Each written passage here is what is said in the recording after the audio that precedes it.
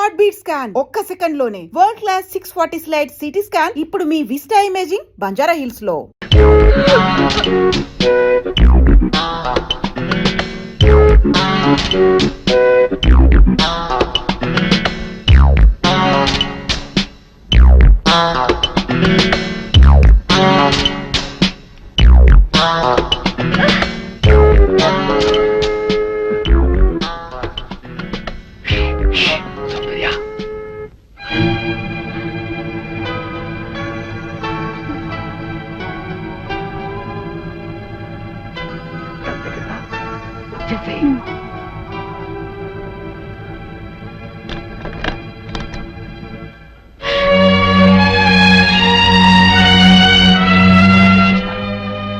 నువ్వు ఇప్పుడు వేసుకుని నువ్వు వెళ్ళిపో, నీ తల్లి మేనేజ్ చేస్తాను.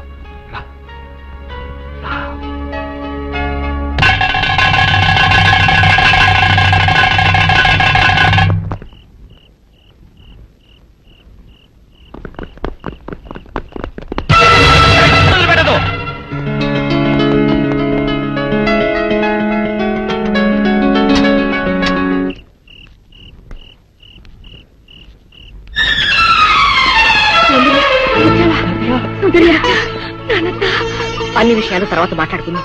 మీకు అరగంటలో రైలు ఉంది. ఇద్దరు తిరుపతి కొండ మీదకి వెళ్ళి పెళ్లి చేసుకోండి. ఇక్కడి పరిస్థితులు బట్టి వీలుంటే మేం కూడా ఆ సమయానికి అక్కడికి వస్తాం. ఇదిగో మీ టికెట్లకి ఖర్చులకి ఈ డబ్బు తీసుకోండి. మీరు తొందరగా వెళ్ళాలి. సౌందర్య తప్పించుకుందన్న విషయం పెద్దిరాజుకు తెలిసే లోపలే మీరు ఈ ఊరు వదిలి వెళ్ళిపోవాలి.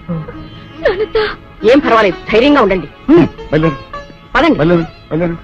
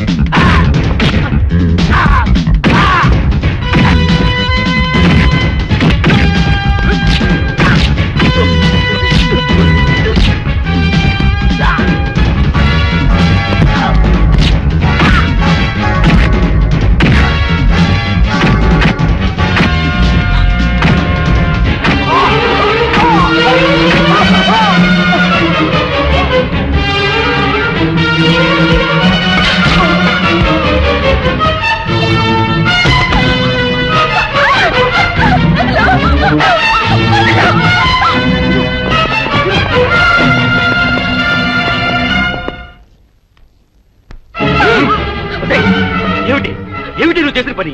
ఆ పనికి వాళ్ళ వెదతో లేచిపోయి నా పరువు తీస్తావుటే. ఇప్పుడు ఈ పిల్ల నీ కూతురు కాదు, నా కోడలు. ఏదో కొడుతున్న వాళ్ళు చేసింది, కూతురు మేము వచ్చేసింది కదా. ఉదయ్ రై ఉదయ్ తీసుకోండి మంత్రి గారు.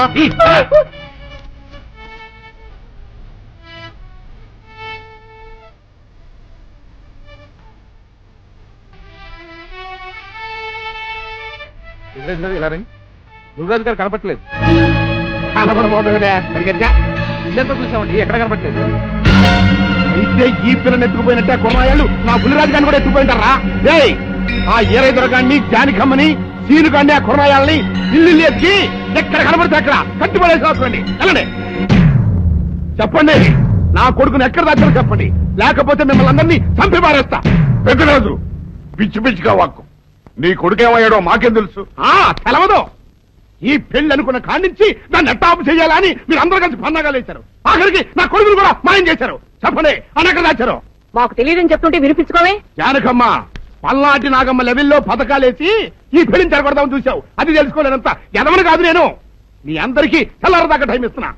నా కొడుకుని ఎక్కడ దాచారో చెప్పకపోతే మీ అందరి బతుకులు తెల్లారిపోతాయి. నిజంగా బుల్రాజు వేయడం మాకు తెలియదండి. నేను ఇంకేమేం తలుచుకోలేదు. మీకు ఇచ్చిన గడువు లోపల మీరు నిజం చెప్పాలి, అదే నేను వినాలి, అంతే.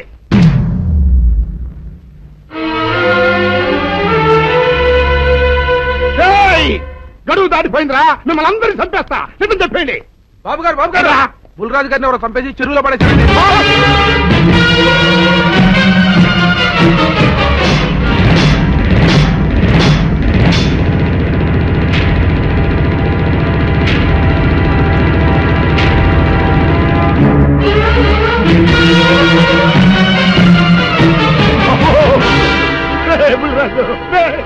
ధర్మానికి మారుపేరైన మీ కన్న కొడుకు మీద ఎవరు పగ పెంచుకున్నారో గాని మొహం నామరూపాలు లేకుండా చెక్కేశారు బా. నిన్ను ఈ ఊరి ప్రెసిడెంట్ చేద్దాం కదా అని ఎన్ని కలలు కన్నారా. అప్పుడే నీకు నూరేళ్ళు నిండిపోయినాయిరా. బుల్రాజు వచ్చారండి గారు, రండి చూడండి, ఈ ఘోరం చూడండి. పెద్ద మనుషులు అనుకున్న వాళ్ళందరూ కలిసి పన్నాగం పన్ని నా బిడ్డను పట్టలు పెట్టుకున్నారండి. నా బిడ్డ సాగు కారణమైన వాళ్ళు ఎవ్వరూ బతికి బట్ట కట్టడానికి వెళ్ళలేదండి. ముఖ్యంగా ఇదిగో ఈడనండి, ఈడనే కొడుకుంది. మీ ఆవేశాన్ని కాస్త తగ్గించుకోండి. అసలు మీ అబ్బాయిని ఇతనే చంపాడడానికి సాక్ష్యం ఏమిటి? ఆశ్చర్యం ఏంటండి, ఈడో పిల్లని ప్రేమించాడంట. ఆ పిల్లనే మా అబ్బాయి పెళ్లి చేసుకోపోతుంటాను. వీళ్ళందరూ కలిసి ఆ పెళ్లిని ఆపుదాన్ని చూశారండి.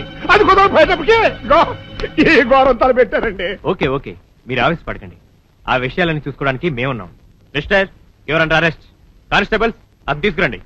ఆగండి, ఈ హత్య చేసింది సీను కాదు. అతను కాదా? మరెవరు? నేను. జానకి, అవును వీరుడు, బుల్లిరాజుని నేనే చంపాను. నువ్వు చంపావా? నేను నమ్మను. అవును, నా మనవరాలికి సీనుకి పెళ్లి చేయాలంటే వీళ్ళెవరూ ఒప్పుకోలేదు. చూస్తూ చూస్తూ వాళ్ళ ప్రేమని బలి చేయలేకపోయాను. బుల్లిరాజు దగ్గరికి వచ్చి వాళ్ళ పెళ్లికి సహకరించమని ఎంతో ప్రాధాయపడ్డాను. అతనందుకు ఒప్పుకోలేదు సరికదా.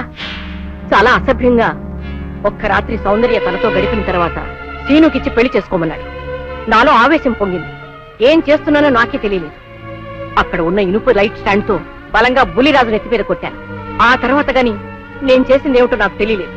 కానీ అప్పటికే అతని ప్రాణాలు పోయాయి. వెంటనే శవాన్ని అక్కడి నుంచి తరలించి చెరువులో తోయించాను. ఇన్స్పెక్టర్ గారు, జరిగింది చెప్పాను. ఇందులో ఎవరి ప్రమేయం లేదు. ఈ హత్య చేసింది నేను.